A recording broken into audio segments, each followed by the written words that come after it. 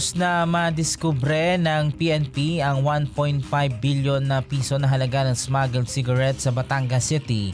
Natuklasan naman ng 1.5 billion na halaga ng imported ng sigarilyo sa Malabon City.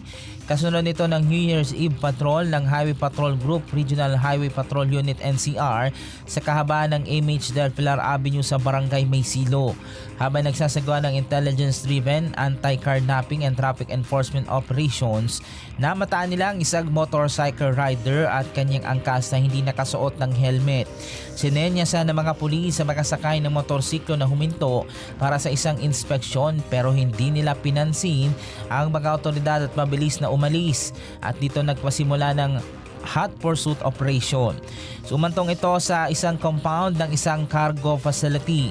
Sa tulong ng isang security guard na na-corner ang mga suspects sa loob ng compound sa likod ng 18 cargo container. Ayon sa PNP, habang nag-i-issue ng violation ticket sa isa sa mga rider, napansin ng mga opisyal ang isang bukas na container na puno ng mga kahon na imported na sigarilyo mula sa South Korea. Natuklasan din sa po ng inspeksyon na ang mga item ay hindi nakarehistro at walang wastong dokumentasyon. Sinabi ni Acting PNP Chief Police Lieutenant General Jose Melencio Nartates Jr.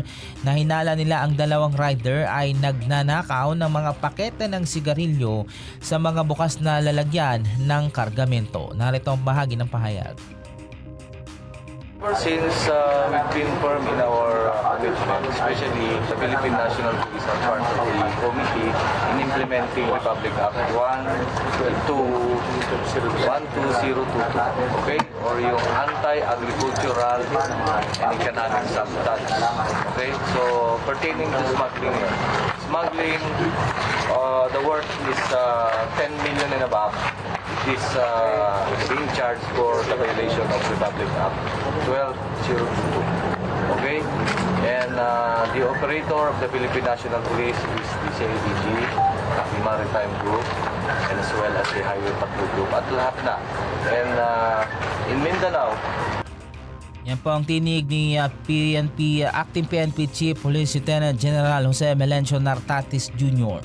Inaalam pa rin ng pulisya kung saang pantalan idinaan ang mga imported na sigarilyo at kung sino ang importer nito. Maharap sa kasong paglabag sa Republic Act 12022 o ang Anti-Economic and Agricultural Sabotage ang mga matutukoy na nagmamay-ari ng mga imported na sigarilyo.